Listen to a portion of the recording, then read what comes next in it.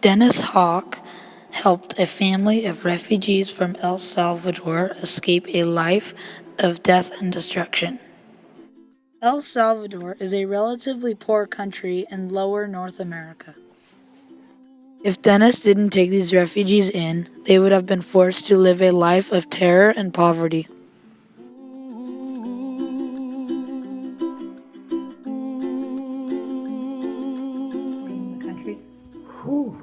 Well, that's a hard one. Those countries are very poor, and most of the wealth in the country is held by rich families that run coffee farms and oil, things like that, and they keep the people real poor.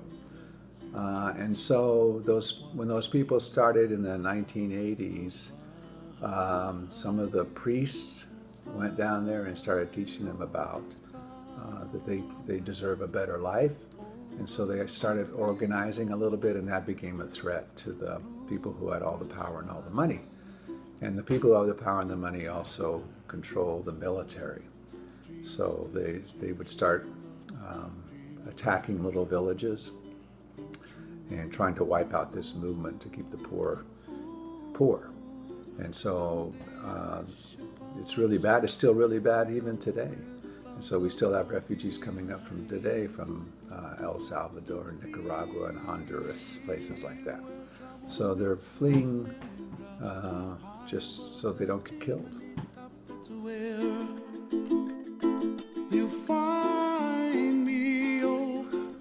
Well, it's too gruesome, really.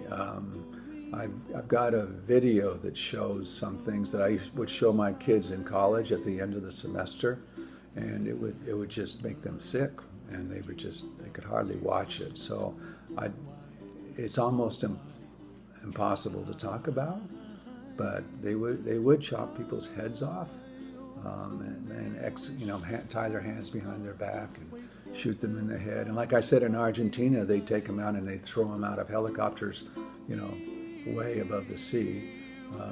So they just did all sorts of things.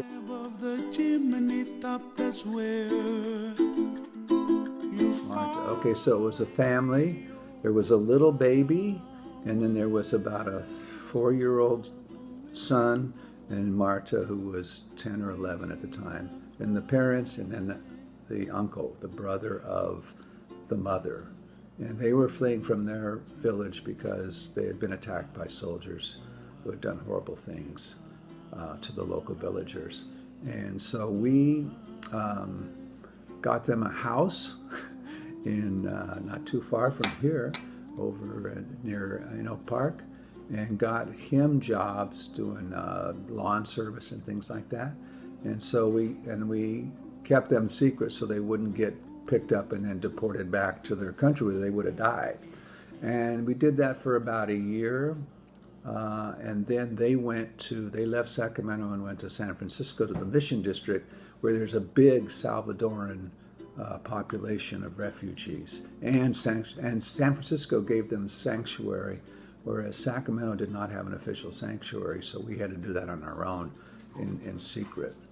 Otherwise, they would have been in trouble. We would have been in a little trouble too, but it was worth it. You got to do the right thing, because you got to get away from the politics and do what's decent, what's human.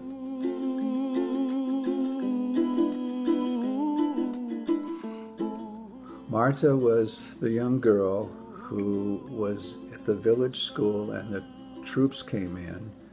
They were called death squads, and they rounded up all the kids and took them out on the playground, and they attacked their teacher and made the kids watch, and they ended up killing the teacher.